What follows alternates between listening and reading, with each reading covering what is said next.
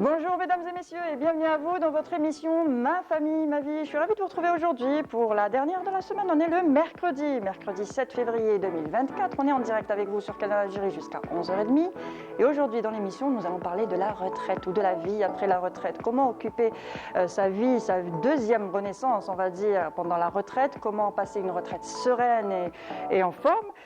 Le thème du jour, la retraite, un manuel de vie, ça sera avec nos invités, Dr Fouzia Djedran, elle est psychologue et bien sûr Jamila Benbou Abdallah, elle est habituée, elle fait une rubrique d'habitude mais aujourd'hui elle est là pour témoigner de sa retraite, comment elle a vécu sa retraite. Côté rubrique, pêle-mêle avec Samira Hadjamar et elle nous donnera des activités à faire en tant que retraitée. Et bien sûr pour finir la rubrique de Wahida Salim Sherif qui est dédiée à la Palestine, c'est Wilcher et c'est en fin d'émission. Voilà en tout cas le programme qu'on vous propose aujourd'hui dans votre émission Ma famille, ma vie. Et ça commence tout de suite.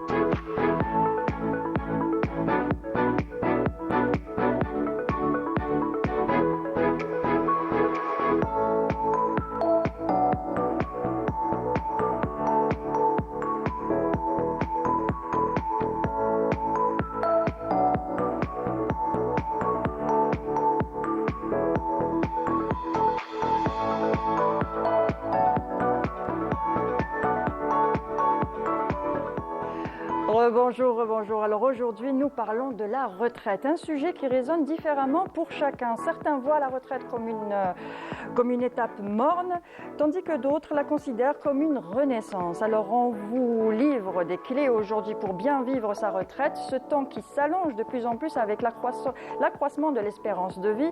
Que faire de temps qu'il reste après la vie, une vie de dur labeur, de longue vie de dur labeur? On en parle aujourd'hui dans votre émission Ma famille, ma vie. Et justement, si vous avez envie de nous poser des questions, si vous avez envie de témoigner, si vous êtes retraité ou que vous allez être retraité, on va tous, je pense, être retraités un jour. Donc n'hésitez pas à nous appeler au numéro qui s'affiche en bas de votre écran, le 021 23 98 91, le 021 23 98 91. Et aujourd'hui, pour en parler, j'ai le plaisir de recevoir Madame Fouzia Djedran. Vous êtes psychologue. Bonjour et merci d'avoir accepté Bonjour, merci pour l'invitation. Je me suis trompée un peu dans votre nom. C'est pas grave, je m'excuse. Avec nous aussi Jamila Benbou Abdallah. Bonjour. Monia. Ça va? Ça va très bien.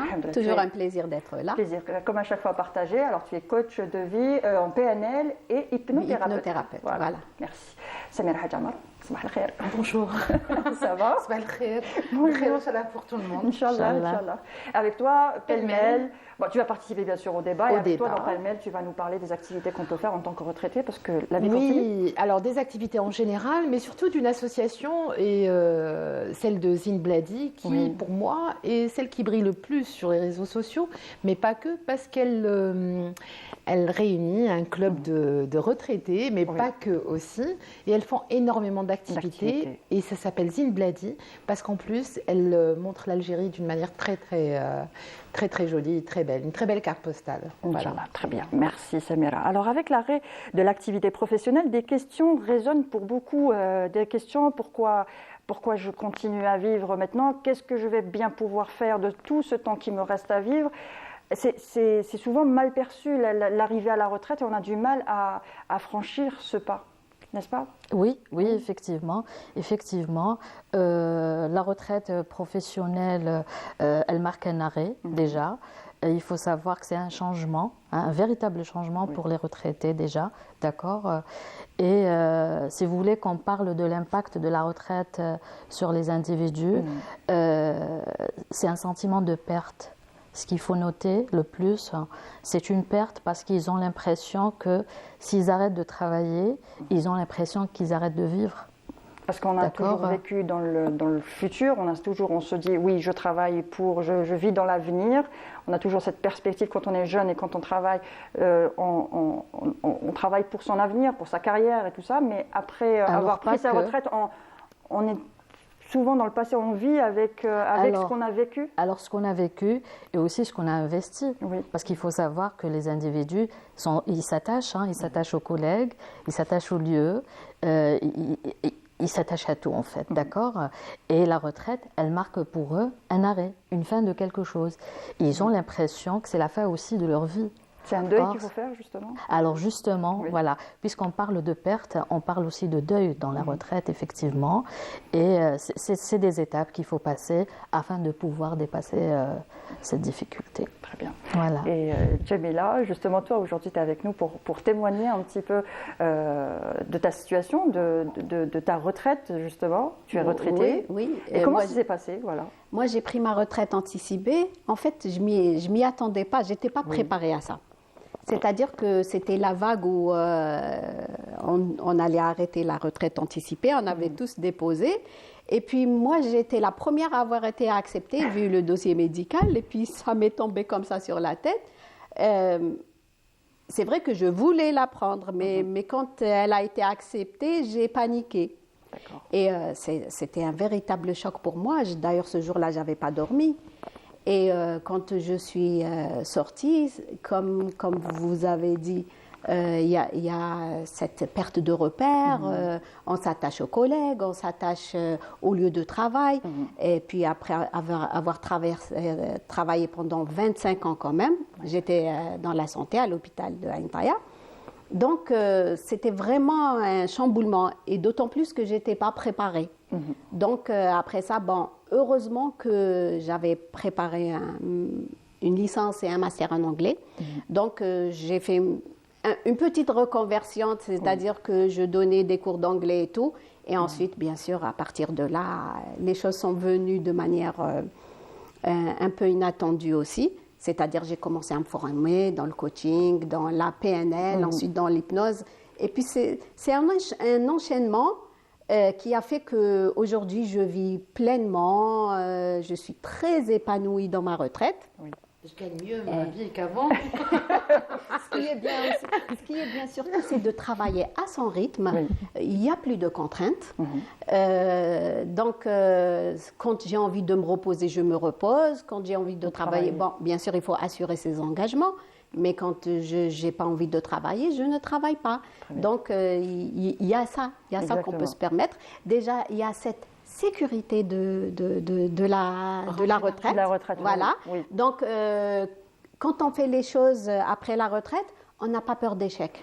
On le fait par plaisir. On le fait par plaisir. Par obligation. Voilà. Oui. D'ailleurs, il y a Confucius, un philosophe, qui dit choisis le travail que tu aimes. Et tu n'auras plus à travailler le reste de ta vie. Exactement. Voilà, parce que le travail, il est relié à la souffrance. Dans l'Antiquité, le travail, ça vient du mot tripalium, qui était un instrument de torture. Voilà. À la base, c'était pour enchaîner les animaux, et ensuite, c'est devenu un instrument de torture. C'est pour ça que le travail, c'est la souffrance. Et bien sûr que tout le monde attend la retraite pour se reposer. Et il faut savoir comment bien se reposer. Voilà. Exactement. C'est ça le plus important. Donc, se libérer de cette contrainte, se libérer de cette souffrance et faire... Et débuter une nouvelle vie. Une nouvelle vie, une renaissance. Voilà. Et justement, quand on choisit, comme par exemple pour Djamila, tu as choisi ta retraite, mais tu n'étais pas sûre d'être acceptée. C'était la dernière demande de retraite anticipée. Donc, tu voulais pas rater le coche, en quelque sorte. C'est ça. Voilà. Donc, ça t'est en quelque sorte tombé dessus.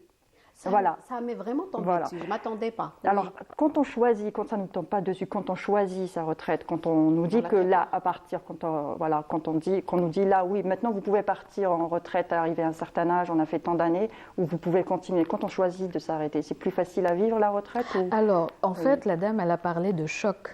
Déjà, il faut savoir qu'elle a parlé de choc une fois qu'elle allait arrêter, d'accord. Et le choc, dans le domaine humain, c'est beaucoup plus, au départ, c'est comme un déni en fait. On réalise pas qu'on est en train de vivre quelque chose qui va se terminer. Et après ça, elle a parlé de faire autre chose. C'est-à-dire que elle avait pris conscience après ça que la vie elle continue et elle avait commencé à vivre d'autres projets. Donc elle est arrivée justement à faire le deuil par rapport à une vie remplie, parce qu'elle a parlé de travail. Moi, je ne dirais pas toujours que le travail, c'est une source de souffrance, en fait, d'accord. C'est quand même un épanouissement pour les personnes, c'est un équilibre, en fait. Mais c'est pour ça aussi que la perte, elle est difficile. D'accord, voilà. Alors quand on parle de choc, c'est ce déni-là, d'accord. Finalement, qu'est-ce que je fais? Ou bien je ne vais pas réaliser que c'est la fin de quelque chose. Mais après, quand on arrive à trouver ou à préparer un projet, et on arrive quand même à réaliser que c'est le travail qui s'arrête, mais ce n'est pas sa vie personnelle. C'est-à-dire que vous arrivez à accepter qu'il y a une vie quand même après la fin de cette retraite professionnelle. Est-ce qu'il n'y a pas une sorte de violence? Et en fait, c'est remarquable chez les hommes. C'est que pendant des années, avant la retraite, ils étaient utiles, ils faisaient quelque chose. C'est valable pour les femmes aussi. Et puis, tout d'un coup, ils ont l'impression qu'ils ne servent à rien. Alors là, encore une fois, il s'agit par exemple du poste que vous avez occupé, des responsabilités, d'accord. Ça dépend aussi du fonctionnement de la personne. Vous savez, vous avez des personnes qui vont très bien s'en sortir, d'accord, parce qu'ils ont aussi un fonctionnement qui leur permet, j'allais dire, de surmonter les deuils. Je ne sais pas, pendant 32 ans, oui. On se lève à 7h du matin, on rentre à la maison à 18h. Oui. Et puis... Du jour au lendemain, Ben oui, parce qu'il y a un changement de rythme. Vous savez, la vie professionnelle, vous travaillez à temps plein. Ça veut dire que vous avez... Plus notre temps au travail avec nos alors, collègues. on passe notre temps déjà au travail. Et puis, avec la retraite, vous allez être face au vide. Oui. Vous avez un rythme long. Hein, vous êtes là face au vide, face au calme. Et face à des journées qui sont longues, qui sont interminables, et vous ne savez pas quoi faire. Et à ce moment-là, vous allez vous dire, mais comment je vais remplir mon temps? C'est pour ça que ça se prépare une retraite. Voilà. C'est pour ça que ça doit se préparer une retraite. Je rejoins un petit peu Samia dans le sens où pour une femme, peut-être que la retraite, ce serait plutôt une sorte de délivrance. Pendant toute sa vie, elle a dû travailler, elle a dû s'occuper des enfants, les éduquer, s'occuper du mari, s'occuper de tout ce qui était attrait à la maison, mais aussi au travail. Une fois à la retraite, elle aura plus de temps pour elle, pour s'épanouir peut-être, mais l'homme a toujours été là pour en quelque sorte, à ramener faire son travail parce qu'il était utile au travail, mais à la maison, il y a la femme qui est derrière tout, qui est vraiment utile, vraiment. Donc, c'est pas plutôt ça. Pour une femme, c'est beaucoup plus simple, mais pour un homme, c'est à ce moment-là où il se dit à quoi je sers. Moi, je ne dirais pas qu'il y a une différence en fait entre un homme et une femme, parce qu'en fait, c'est l'arrêt. Hein. Puisqu'on parle de deuil, d'accord, c'est quand même une perte pour les deux, d'accord. Et même une femme, quand elle va se retrouver au vide, elle va se poser les mêmes questions. Hein, surtout quand les enfants sont mariés, ils sont partis et il n'y a plus personne à la maison. En fait, ce qu'il faut noter, ce qui est difficile, c'est de ne pas savoir ce qu'il faut faire. Quand vous êtes face au vide, la perte, il faut la vivre vraiment comme un deuil. Vous voyez? Voilà. Ça dit comme ça, c'est la fatalité.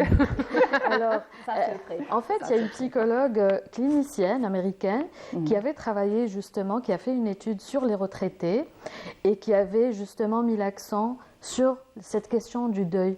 Vous savez, ce qu'elle avait trouvé, c'est que les personnes qui ont vécu déjà des décès auparavant, des séparations, des changements, par exemple un changement d'un travail à un autre, et qui ont déjà vécu des deuils auparavant, ils ont plus de possibilités à surmonter, par exemple, cette épreuve de retraite mieux que les autres, j'allais dire. Vous voyez, c'est-à-dire si vous avez plus à affronter des situations, des événements comme ça de vie difficiles, et que vous avez rebondi, vous aurez plus à rebondir aussi face à cette période difficile. Je suis rassurée. Voilà. Alors on parle de retraite aussi. Pardon, quelque chose, c'est-à-dire que lorsqu'on se définit par exemple par rapport à son métier, par exemple si on est enseignant ou je sais pas, infirmière, c'est-à-dire nominaliser le métier. Je suis enseignant, je suis médecin. Je suis d'abord moi avant d'être voilà, effectivement. Donc le métier fait partie de mon identité. Donc il va falloir prendre conscience de séparer ce métier de son identité. Parce que sinon, une fois qu'on est à la retraite, on ne porte plus l'habit de cette identité, de ce métier. On perd cette identité, donc on a l'impression qu'on l'a perdu. Oui. Alors quand on le perd, on a l'impression d'avoir tout perdu. Oui. Donc c'est prendre conscience que le métier n'est pas nous. J'enseigne. Je soigne. Difficile, justement, c'est souvent difficile de mettre la limite entre moi et mon travail. On passe, comme on l'a dit, le plus clair de notre temps avec nos collègues. On voit plus nos collègues de travail que nos enfants, que nos parents, que notre famille. Donc à un certain moment, pour s'identifier en tant que femme, en tant que maman, en tant que père ou en tant qu'homme de son métier, en tant qu'animatrice, journaliste ou enseignant ou médecin. À vie, même oui. à la retraite. C'est un peu difficile, c'est un travail à faire sur ce qui soi. pourrait changer, c'est le fait d'essayer, puisqu'on parle de deuil, il faut accepter justement à se détacher. Ouais.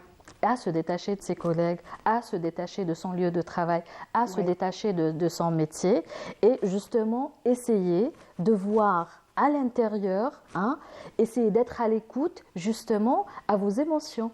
Il faut chercher à l'intérieur, c'est-à-dire il faut essayer de chercher et être à l'écoute soit des émotions passées, soit à l'écoute des envies passées.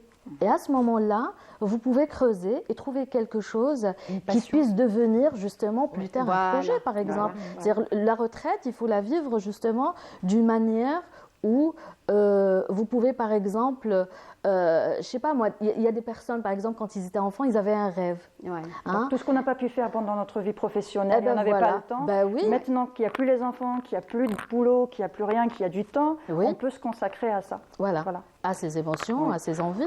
On peut acheter une aiguille pic-pic et décider, comme moi hier, de débuter la broderie. Oui, par exemple. Quand je serai en retraite, au moins, je saurai. Je ne sais pas si pour la vue ça ira, mais ça peut être une reconversion. Ça nous a beaucoup parlé. Il faut dire que ça nous a beaucoup parlé, le thème du jour, parce qu'on s'est posé pas mal de questions depuis hier avant-hier. On s'est toutes, parce que c'est pratiquement une équipe féminine de ma famille et ma vie, on s'est toutes posé la question, oui, mais la retraite, comment on va la vivre nous? Est-ce qu'on pourra avoir notre vie? Comment que ça se passera? Et tout ça, je pense que c'est un sujet qui touche les retraités, ceux qui sont près de la retraite, mais les jeunes aussi. Je pense que les jeunes aussi pensent à plus tard à leur retraite, mais ils ne pensent pas de la même façon que nous, j'imagine. Oui, parce que déjà, ils sont préparés à être un petit peu plus indépendants. Donc, c'est-à-dire quand on a un projet, une fois que le projet est terminé, on a d'autres projets. Donc, il ne faut jamais s'arrêter déjà. Avant que le projet ne se termine, il faut préparer un autre projet. C'est la même chose pour la retraite. Donc, on prépare un autre projet. Et comme on prépare un enfant à ses études, à son travail futur et tout ça, on se prépare à notre deuxième vie. Voilà. Alors aujourd'hui, on parle de la retraite. Alors si vous voulez nous appeler, témoigner ou poser des questions, n'hésitez pas à composer le numéro qui s'affiche en bas de votre écran, le 021 23 98 91, le 021 23 98 91. Et ce que je vous propose, mesdames, c'est de suivre un micro-trottoir que nous propose Yasmine Blehidja, notre collègue. Elle est allée voir les passants, on leur a demandé ce qu'ils pensaient de la retraite, s'ils étaient à la retraite, et on va voir tout ça ensemble tout de suite. Bien sûr.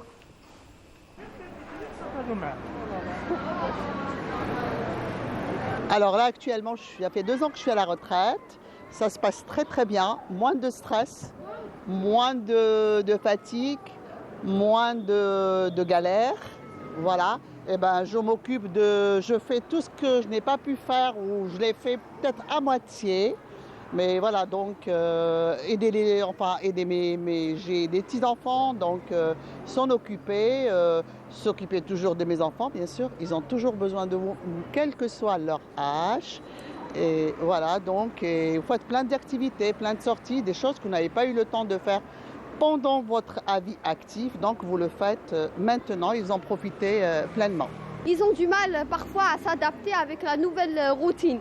Mais il y en a certains, comme par exemple mon oncle, pour citer. Donc lui, c'est quelqu'un qui sait comment accommoder et créer, des activités pour le bien commun de toute la famille, par exemple. Papa, retraité. Papa toujours en vacances. يرقد كيما يحب ينوض كيما يحب يروح وين يحب يخرج وين يحب اكيد عنده صوالح في الدار يديرهم الاولويات يعني لينا حنايا والماما يعني يشري يقضي يخلص تريسيتي يخلص الماء يخلص الغاز وقاعد يستغل في وقته. Mon père, la première retraite anticipée, il a commencé à refaire les portes et tout ça de la villa au bled. Mais mon oncle Hadé, il est en train de finaliser. Par exemple, à l'intérieur de la maison, il fallait refaire tout le carrelage, voilà. كل واحد كيفاش عنده لوبسيون، كاين اللي عنده اوبسيون يتقلق باسكو شغل كي يدير لا روتيريت يحس ان فيد سبيريتويال، شغل ما يحس نوض الصباح ما يخدمش وكاع يتقلق.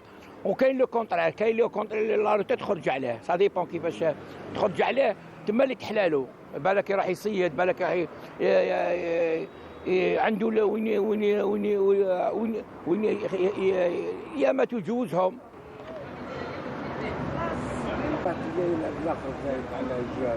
Ben voilà.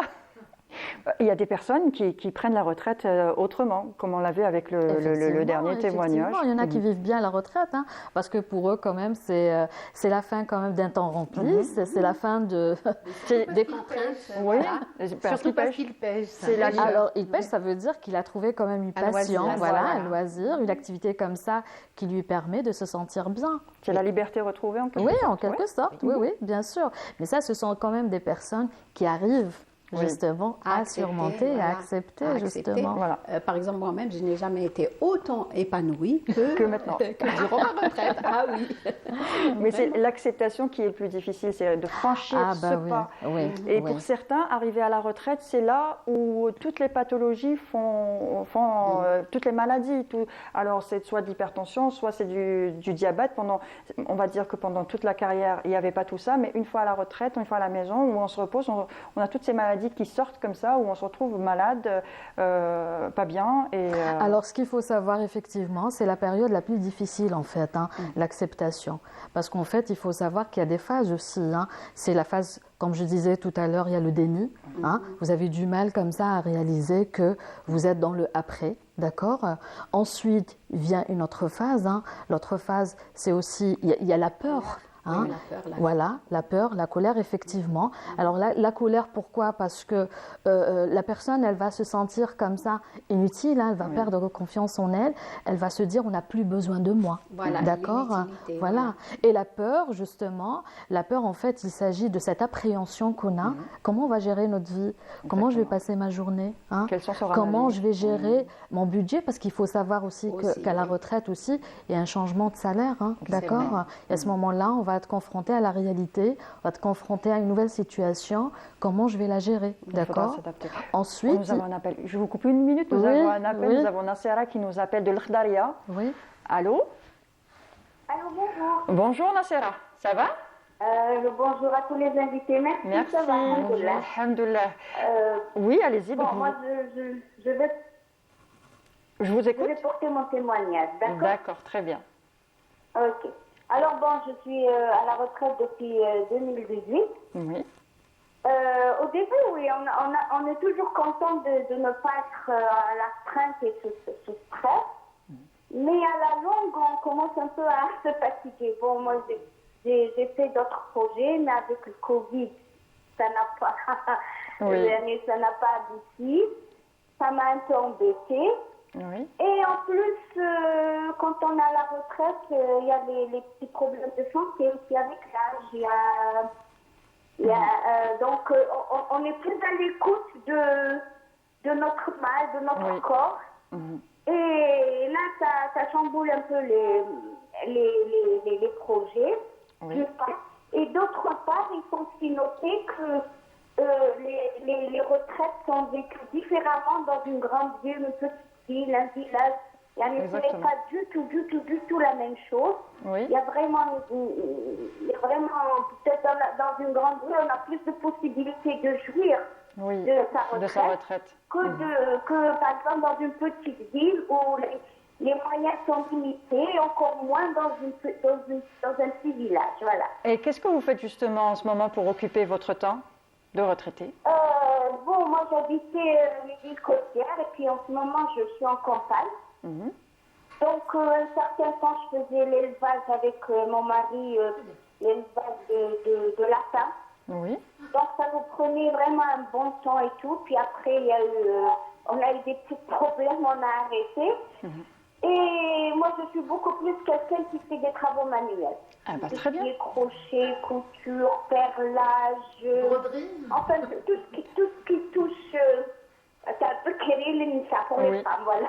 Ah bah très bien. Et je me retrouve parce que ça me déstresse. Oui. Et je suis plus calme. C'est une sorte de thérapie pour vous aussi. C'est une sorte de thérapie Oui, pour vous. Oui. effectivement. Ah oui, très bien. Effectivement, c'est une sorte de thérapie, effectivement. Eh ben, très bien. Et vous partagez ça avec, peut-être vous avez des voisins, des voisines qui sont retraitées aussi, des amis, de la famille, des enfants? Non, c'est beaucoup plus la famille, les amis, parce que j'habite en campagne, en général, c'est la campagne. Oui. Les voisins sont un peu loin, parce que chacun a sa parcelle de terrain. On n'est pas, disons, un regroupement ou un rassemblement de maisons où là, chacun a sa maison sur sa parcelle. Et sinon, avec mes amis, si je suis très, très souvent en contact avec mes amis, donc je travaille ça et je fais ça. Et est-ce que vous faites de l'activité physique? Un peu, bon, c'est pas pour avoir de l'argent, mais disons, c'est un peu comme ça, c'est une, voilà. Très bien. Mais est-ce que vous faites de l'activité physique? Est-ce que vous marchez un petit peu parce que broder, faire des activités manuelles, on est un peu sédentaire. Mais est-ce que vous bougez un petit peu? Avec la campagne, Oui. Avec la campagne, donc quand mon mari cultive quelque chose, donc on est là ensemble. Il y a la cueillette des olives que je fais. Bon, c'est fatigant, mais bon, c'est quand même bon. C'est des activités beaucoup plus ponctuelles. Voilà. Quand on fait quelque chose, je suis là et c'est tout. Voilà. Merci. Mais disons que c'est pas très facile de vivre une retraite. Ce n'est pas facile du tout. Merci. Du tout.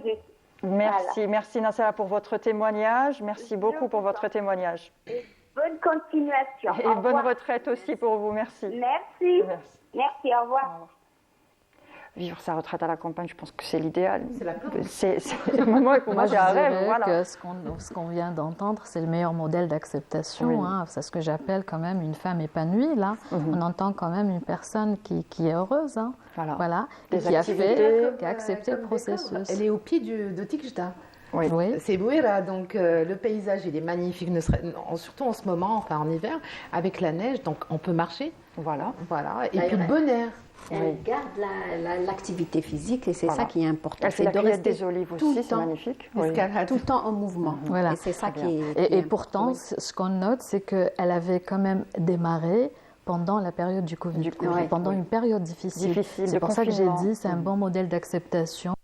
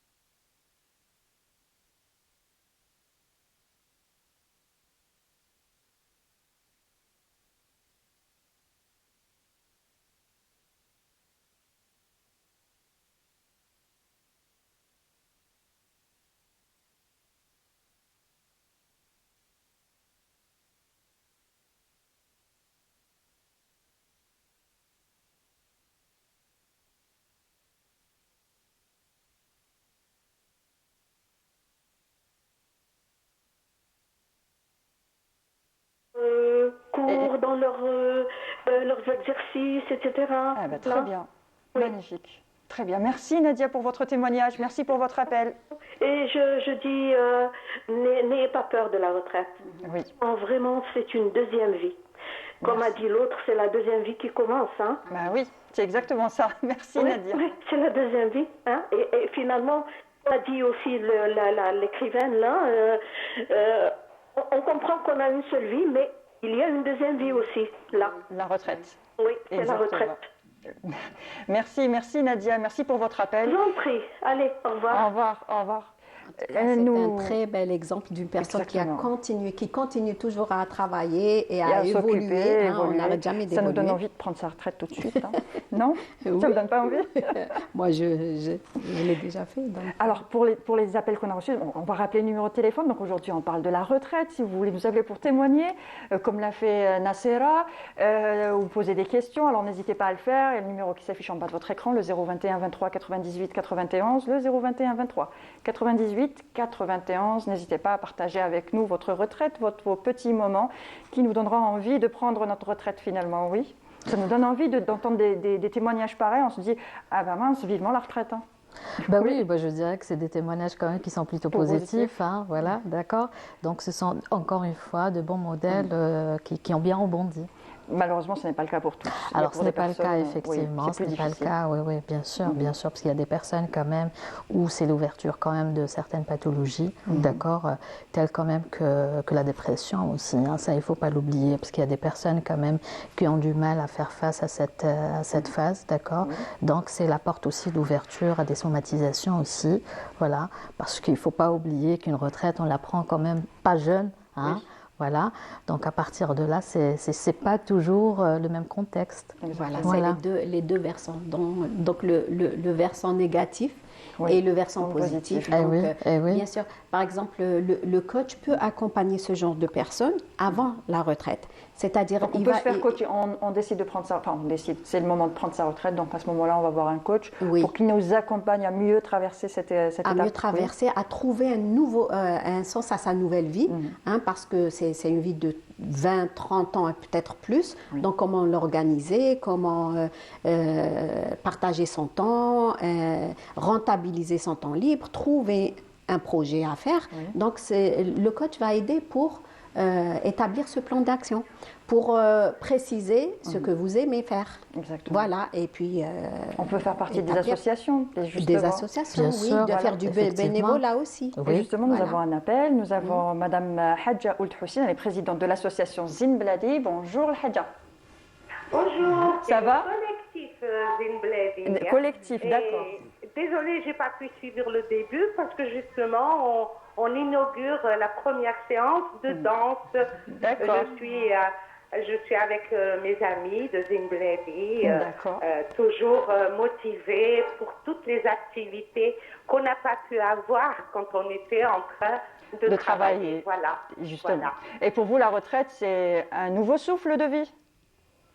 C'est surtout une délivrance de toute contrainte. Voilà, surtout les contraintes de temps, parce que vous savez, j'étais prof, donc j'avais un emploi du temps. Les enfants, c'est pas une contrainte, c'était un plaisir. Ma mission a été accomplie. Et là, je vis ce que j'aime. Voilà. Toutes mes passions, les voyages, la lecture, la chorale, la danse, on a pu créer tout ça au sein de notre collectif Zin Bladi. Et justement, ce collectif existe depuis combien de temps? Ah ben, on va fêter notre première décennie en avril, Inch'Allah. Inch'Allah, Allah yibarak, Allah yibarak. Est-ce que vous avez justement lancé ce collectif une fois que vous avez pris votre retraite ou c'était bien après, où vous vous disiez il faut qu'on fasse quelque chose? Ah non, en plus, je change le terme. J'adore le terme qu'on donne en Espagne qui est la jubilation. Et depuis, je jubile. Voilà. Je l'appelle pas retraite, je l'appelle jubilation. Voilà. Alors du coup, ce que je faisais avec mes enfants, avec mes élèves, je les sortais en visite pédagogique et tout. J'ai continué avec des amis. Et puis elles sont nombreuses et nombreux à vouloir justement continuer une activité qui leur plaît. Aujourd'hui, on commence la danse, hein. La danse sous toutes ses formes, hein. Que ce soit traditionnelle, voilà. On a créé la première, je pense, hein, la première chorale de seniors, unique en Algérie. D'accord, donc une danse chorale, oui. Oui, voilà. Bah, très bien. Et est-ce que justement, est-ce qu'on peut venir vous voir? Est-ce que vous êtes sur scène? Là, on est en cours de danse, oui. Mais je demanderai pour les choristes, il n'y a pas de souci, elles sont déjà passées sur plusieurs chaînes, oui. Notamment la chaîne 4 et tout. Est-ce que vous vous produisez, est-ce que vous montez sur scène justement, vu que vous avez une chorale? Oui. Sur certains événements, certains événements, bien sûr, au sein de la maison de jeunes de Cuba, qu'on remercie vivement, parce qu'elle ouvre les portes à tous les seniors qui ont besoin d'activités. Elles sont essentielles, ces activités. Elle assure ici du yoga, de l'aérobic, et la chorale s'entraîne ici, la danse s'entraîne ici. Vraiment, un chapeau pour cette maison de jeunes. Hein. Bon, de jeunes seniors. Oui, heureusement, bien sûr. Vu que la vie reprend, voilà. Et par ailleurs, on répond à un besoin. Par exemple, aussi, on a un club de lecture. Très bien. Et chaque mois, on propose un livre où nos amis proposent ce qu'elles ont lu, ce qui leur a plu. Et c'est elles qui présentent le livre. On peut inviter aussi des écrivaines comme Myriam Gemmaj, qui nous a honorés de sa présence et tout. Voilà. Plusieurs auteurs, on est beaucoup plus sur la littérature algérienne. Très bien, magnifique. Et si on veut faire partie, on n'est pas retraité, on peut? Absolument, c'est ouvert. Ma page Zine Bledi est suivie avec pas mal de personnes qui s'inscrivent même de l'étranger. Quand elles viennent ici, elles nous rejoignent. Et donc, c'est ouvert à tout le monde. Le numéro de téléphone est bien affiché. Au contraire, toutes ces potentialités qui dormaient jusqu'à présent, qui étaient en jachère, si on veut dire, et qui peuvent exploser, qui peuvent être exploitées et tout. Qui n'a pas envie de chanter, qui n'a pas envie de danser? Sauf que les structures d'accueil ne sont pas aussi nombreuses qu'on le voudrait. Voilà. Exactement. Sur tout ça. Peut-être qu'il faudrait des espaces pour les seniors. Bien sûr. Moi, mon expérience depuis 10 ans avec mes amis, c'est que les femmes, elles sont actives. Oui. Par contre, les hommes, ils se ramollissent. Voilà, ils se ramollissent. Vous savez, la majorité, on est mariés, et ben, il y en a beaucoup qui, leurs maris ne viennent pas avec nous, hein, mais ça ne nous empêche pas. Ils viennent, ils les accompagnent, ils nous disent passez une bonne journée. Par exemple, ce samedi, on va découvrir le Khléa. Et le Khléa, c'est à 60 km d'Alger. Oui. Il y a à voir là-bas, c'est une ville historique aussi. Et on fait un voyage groupé à Janet le 22 pour 5 jours, vous voyez. On organise comme ça. On est arrivé même à organiser des sorties en dehors du pays. Très bien. Vous voyez. Donc, parce que les liens qu'on a tissés, ce sont des liens indéfectibles de respect, de partage surtout, de joie de vivre, voilà, de continuer à vivre. Parce que c'est vrai, on ne nous présente rien quand on est à la retraite. Il n'y a pas beaucoup d'alternatives. Maintenant, il y a vous et justement avec votre collectif, Zine Bladi, qu'on retrouve sur les réseaux sociaux. Merci beaucoup, Hadja Ould Houssim, vous êtes présidente de collectif Zine Bladi. Merci pour votre témoignage et bonne continuation. Et je pense que je vais venir m'inscrire, moi. Voilà. Bravo pour ce que vous faites. Merci à vous et bravo à vous surtout. Merci encore. Au revoir. Merci. Au revoir. Ben voilà. Moi, je dirais, en écoutant justement cette personne, elle a su vraiment être à l'écoute de ses envies. Voilà. Hein. Et c'est ce qu'on disait tout à l'heure. Pendant la retraite, il y a des personnes quand même qui sont là justement à répondre à leurs envies du passé. Exactement. Voilà. Et donc là, elle est là, elle est disponible, elle est en train vraiment d'être à l'écoute de ses envies. Et partage pour elle et pour les autres. C'est ça qui est magnifique. Et des activités, on va en parler avec Samira Hadja Amal Dossardek Pellemel. On va rappeler pour les personnes qui ont peut-être raté tout ça. Dans Pellemel tout de suite.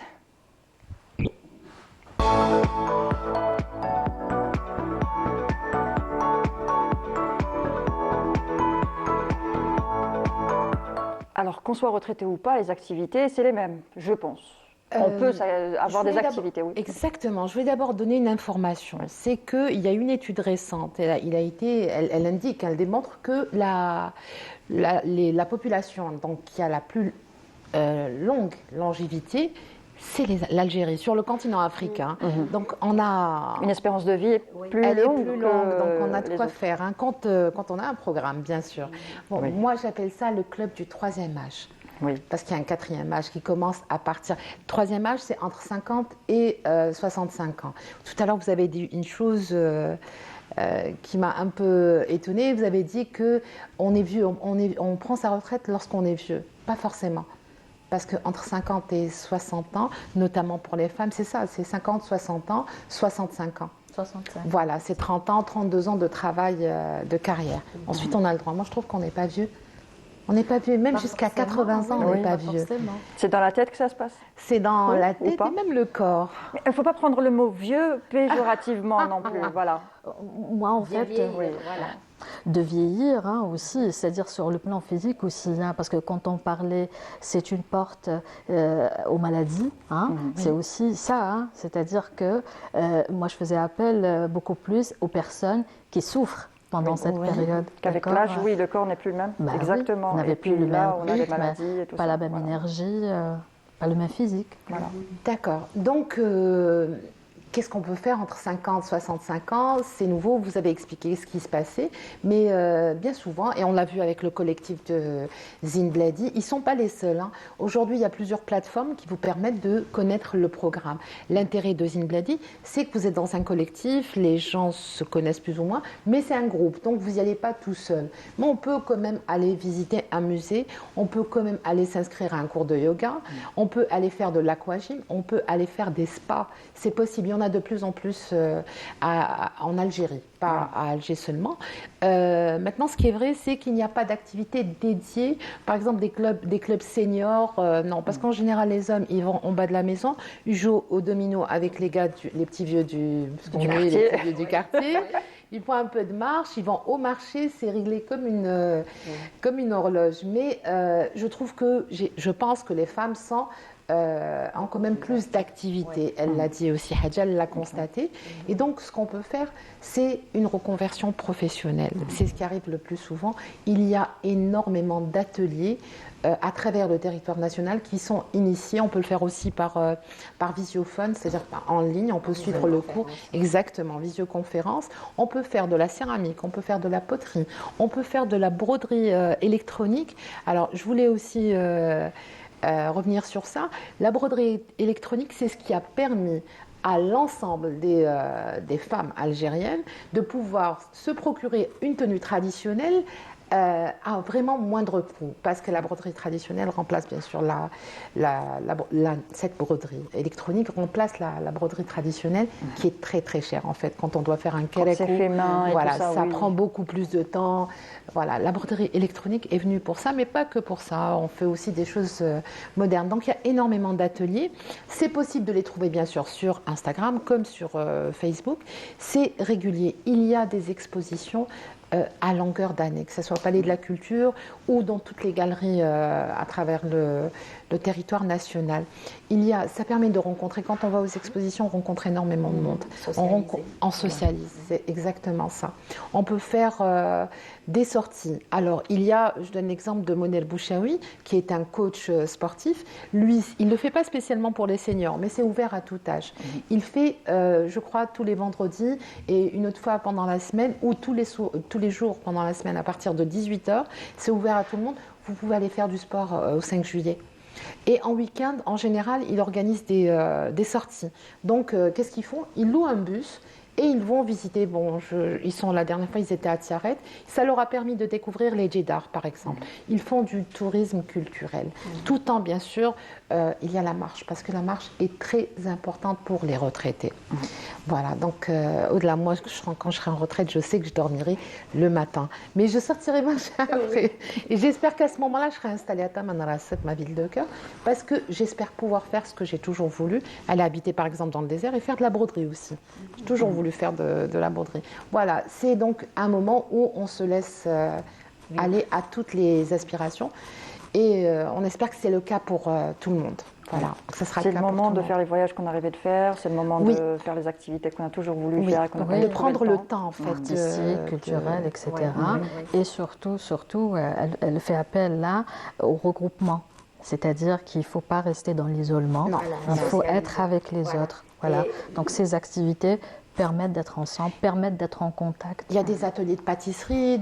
En fait, vous pouvez aujourd'hui tout imaginer comme formation, comme atelier. Tout existe. Voilà. Et à la limite, même si ça n'existe pas, vous pouvez en faire la demande à un artiste ou un artisan qui directement, aujourd'hui on a un contact direct avec ces gens-là et qui très souvent acceptent de faire quand on peut réunir 4-5 personnes, on peut organiser un atelier et c'est très très très agréable. Très agréable. Quand on garde comme ça un lien social, c'est appartenir à un groupe.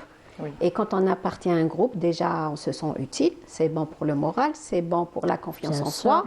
Et c'est bon pour le stress, ça diminue le stress, ça diminue la tension artérielle aussi. Donc c'est pour ça qu'on est en bonne santé. Tant qu'on est en mouvement, on est en bonne santé. Et tant qu'on est en société, on est en bonne santé. Voilà. Ça évite la baisse de morale aussi, ça évite les déprimes. Exactement. Parce que le contact, justement, il permet d'avoir cette énergie. D'être reconnu. Voilà. Clairement, la dame qui avait appelé en premier, elle avait dit, dans le micro-trottoir de la journaliste, la première chose qu'elle a dit, c'est qu'il y a moins de stress. Dès que le stress est donc cortisol, donc c'est source de toutes les maladies. À partir de là, vous somatisez. Vous l'avez dit tout à l'heure, effectivement. Madame Berdiane. Effectivement. Toutes les maladies apparaissent. Mais en général, les maladies, ce qui a été démontré, apparaissent à partir de 75 ans. Parce que c'est là où vraiment le corps se relâche et on a par exemple le cœur, la tension, tout ça qui arrive. Donc on peut être vieux à partir de 75 ans. Je 50, 65 ans, Mazel. C'est fou. Et je pourrais te dire que même après 75 ans, on n'est pas vieux. Bon, moi, j'ai des exemples autour de moi. Il y a des personnes à 80, à plus de 75 ans qui marchent, qui sortent, qui font toutes les activités, qui sont en forme, en bonne forme. Oui, il faut s'entretenir aussi. Mental, oui, le mental est important. C'est beaucoup plus justement du fonctionnement de la personne. La retraite, c'est une nouvelle adolescence avec une carte de crédit en plus. C'est la liberté. Ça, c'est bien. Voilà, c'est exactement ça, c'est vrai. Pour certaines personnes, effectivement, c'est une liberté. Il faut être un peu égoïste et se faire plaisir. Avant, c'est les gosses, le mari d'abord, les responsabilités. C'est les responsabilités de la vie au courant. C'est beaucoup de choses, mais une fois qu'ils sont mariés avec leurs enfants, on fait plaisir un peu à leurs enfants. Mais bien sûr, et justement. Après, tout le reste, on peut se consacrer. Bien sûr. Pourquoi devenir spécialement la grand-mère qui garde les enfants? Oui. Alors, si ça peut faire plaisir à cette grand-mère, ça reste aussi une passion. Oui. Mais l'essentiel, le plus important, c'est de faire appel à ses envies. Peu importe ses envies. Vous savez, il y a des personnes qui écrivent. Qui écrivent leur mémoire, c'est-à-dire ce qu'ils ont fait, ce qu'ils ont partagé, voilà, exactement. Et pour eux aussi, c'est une activité, si vous voulez. Voilà, et ce qui apparaît aussi par rapport à la dame de Buera, parce que c'est vraiment la région, tout indiqué, mais toute la région autour et qui continue, l'est aussi, c'est que beaucoup de gens, on a même des collègues, qui ont pensé à ouvrir des maisons d'hôtes. Donc, qui avaient une maison en Kabylie ou là, une maison, je ne sais pas, Naïef Djidjel, voilà, qui est bien placée, donc où on peut recevoir, les maisons d'hôtes, c'est quelques personnes, ce n'est pas un hôtel, où on peut inviter des gens à passer des week-ends. Voilà. Encore une fois, le partage et l'échange. Oui, voilà. Oui. Donc, le contact humain, qui est très important. Et le contact avec la nature aussi. Bien sûr, tout à fait. Parce qu'on le disait tout à l'heure, la période la plus difficile, c'est la période de déprime, c'est la période de tristesse. Où on est surtout isolé à un certain moment parce que nos collègues ne sont plus nos collègues, on ne garde pas plus de contact avec eux parce qu'on ne les voit plus. Oui. Et puis les enfants ne sont pas là et on se retrouve à ne rien faire. Et à ce moment-là, on est face à soi aussi. Voilà. On est face à soi, on est face au vide. Et à ce moment-là, c'est pour ça que je disais tout à l'heure, c'est la phase la plus longue, c'est la phase la plus difficile. Il y a quand même une mortalité aussi, il faut le dire, après la retraite. Mais bien sûr, vous avez quand même des cas pathologiques qui sont... Enfin, c'est pas particulier aux hommes. C'est particulier aux hommes. Les femmes ont une espérance de vie plus longue, je pense. Ah non, non. Moi, je dirais... Les femmes, c'est ce que je disais, la femme. Non, je vous assure, ça dépendra beaucoup plus du fonctionnement de l'individu, qu'il soit homme ou femme. femmes, il n'y a pas de différence par rapport à ça. Hein. Vous avez des personnes qui arrivent très bien à rebondir face aux difficultés de la vie. Vous avez d'autres personnes qui sont fragiles et qui, voilà, qu'ils soient hommes ou femmes, exactement. Exactement. Merci à toutes. Mais je vous en prie. Merci pour votre partage. Alors, Madame Fouzia Bardjan, vous êtes psychologue. Merci pour avoir accepté notre invitation et partagé tout ça avec nous aujourd'hui. Je vous en prie. C'était un plaisir. C'est le mec. Jamila Benbou Abdallah, merci. À toi aussi pour avoir témoigné et partagé avec nous ton expérience. Oui, c'était un plaisir pour moi. Un plaisir comme à chaque fois partagé. Samira, merci aussi à toi. C'était un plaisir. Merci à vous. Merci à vous aussi. Et tout de suite, nous passons à la rubrique de Wahida Selmchif juste après ceci. لك روحي ومالي ونحلف لك بمين نفديك بدمي الغالي يا أرض فلسطين قسما بالله العلي وربي العالمين يا علامك كيلاني وجبالك حرين قسما بالله العلي وربي العالمين يا علامك كيلاني وجبالك حرين يا علامك كيلاني يا أرض صلاح الدين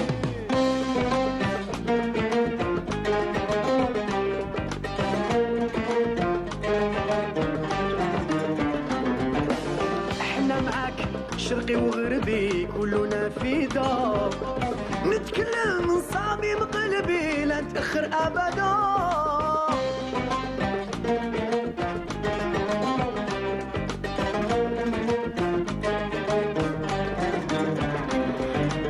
نعهدك بربي يا حربي ودام الشهداء للفتح وطني وشعبي هم المسببين تحيا فلسطين نهدي لك روحي ومالي ونحلف لك بمين نفديك بدمي الغالي يا أرض فلسطين قسما بالله العالي وربي العالمين يا يعلمك هلالي وجبالك حرين قسما بالله العالي وربي العالمين يا يعلمك هلالي وجبالك حرين يا يعلمك هلالي يا أرض صلاح الدين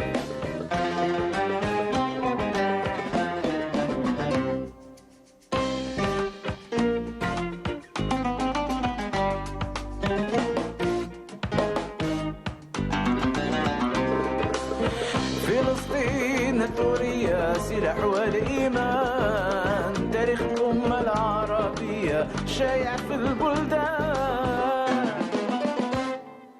احنا هما أصحاب التضحية ما نخافوا عديان في سبيل الله والحرية احنا المجاهدين يا أرض فلسطين نهدي لك روحي ومالي ونحلف لك بيمين نفديك بدمي الغالي يا أرض فلسطين قسما بالله العالي وربي العالمين يا يعلمك هلالي وجبالك حرين قسما بالله العالي وربي العالمين يا يعلمك هلالي وجبالك حرين يا يعلمك هلالي يا أرض صلاح الدين. De retour sur le plateau de ma famille, j'étais en train de chanter.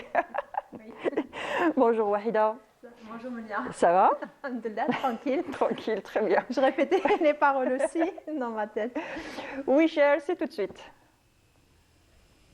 Si vous voulez.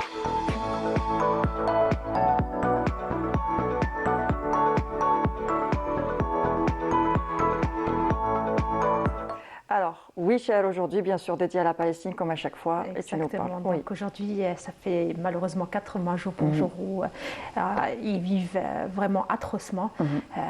Franchement, on est de tout cœur avec eux, on le dit à chaque fois, dès qu'on le peut. Donc j'essaie un peu d'apporter une petite joie dans tout ce qui est en train de tout ce qu'on est en train de vivre, nous aussi avec eux. Exactement.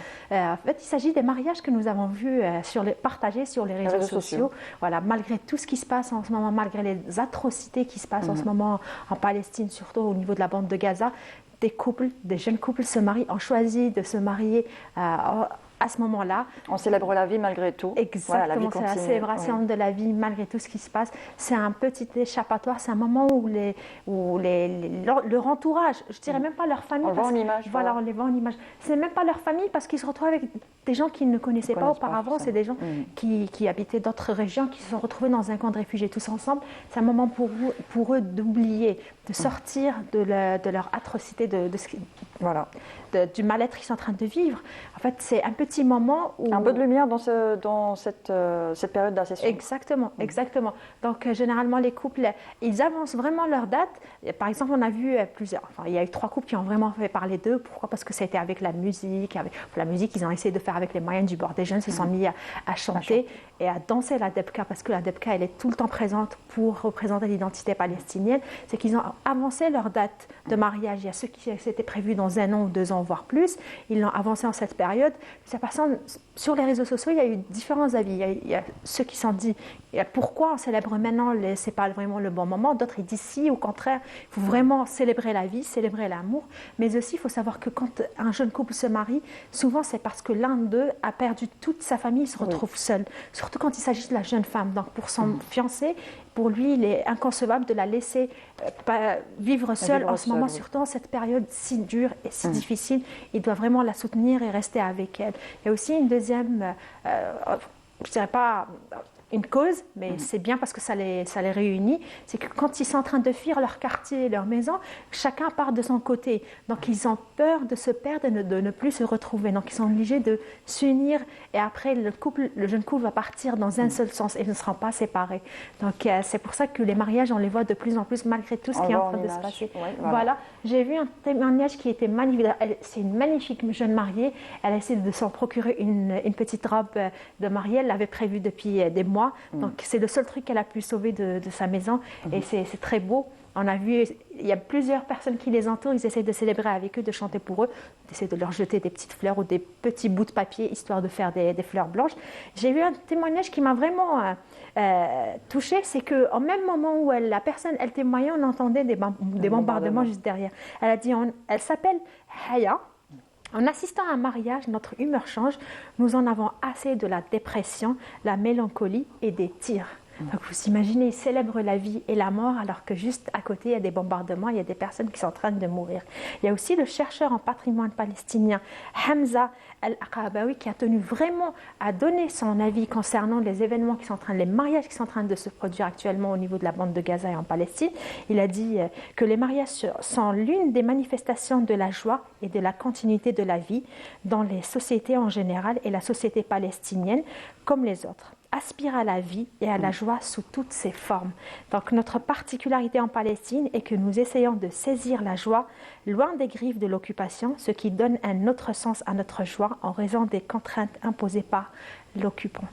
Ça, c'est très touchant et je trouve vraiment...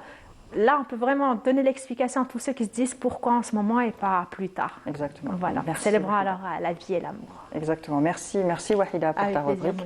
On se retrouve la semaine prochaine, lundi. Donc voilà, on se retrouvera lundi en direct sur Canal Algérie à partir de 10h30 bien sûr. Sinon, on vous souhaite une bonne journée avec le reste des programmes de Canal Algérie. Et à lundi. Bon week-end. Au revoir.